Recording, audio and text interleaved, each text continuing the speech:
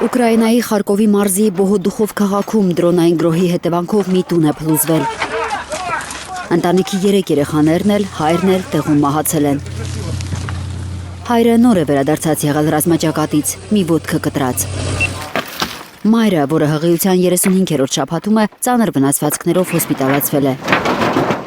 Ընտանիքը մի քանի օր առաջ էր տարհանվել սահմանամերձ Զոլոչև գյուղից։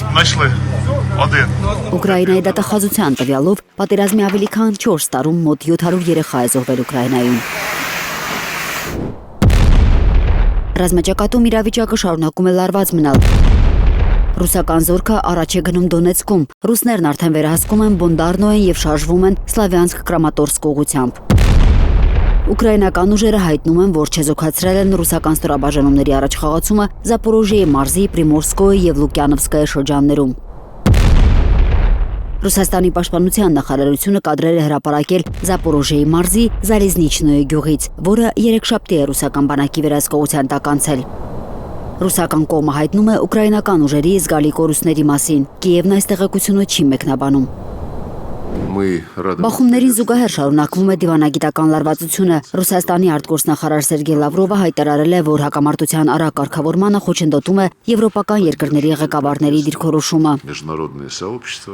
Զիջումները հնարավոր են, երբ 2 կամ ավելի պետություններ համաձայնության են գալիս եւ հաշվի են նստում մյուսների շահերի հետ։ Ռուսաստանը միշտ պատրաստ է զիջումների գնալ։ Գլխավորն այն է, որ հաշվի առնվեն մեր պետության օրինական շահերը։ Մեր շահը սեփական անվտանգությունն ապահովելու ցանկությունն է։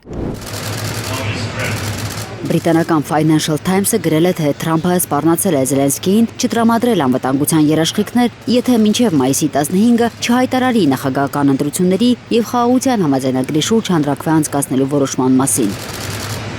Ըստ պարբերականի, Կիևը ճնշման տակ քննարկում է այդ տարբերակը։ Բայց Ուկրաինայի նախագահի գրասենյակը հերքել է տեղեկությունը, ընդգծելով, որ ռազմական դրության պայմաններում այդպիսի որոշումները հնարավոր չեն առանց կայուն անվտանգության միջավայրի։ Զելենսկին պարբերաբար հայտարարում է, որ ընտրություններն անհնար են, քանի դեռ ռազմական դրությունն ուժի մեջ է, միլիոնավոր ուկրաինացիներ տեղահանված են, իսկ երկրի մոտ 20%-ը Ռուսաստանի օկուպացիայի տակ է։ Ծովինար Բարխուդարյան, Անի Խանդիլյան, Հայլուր։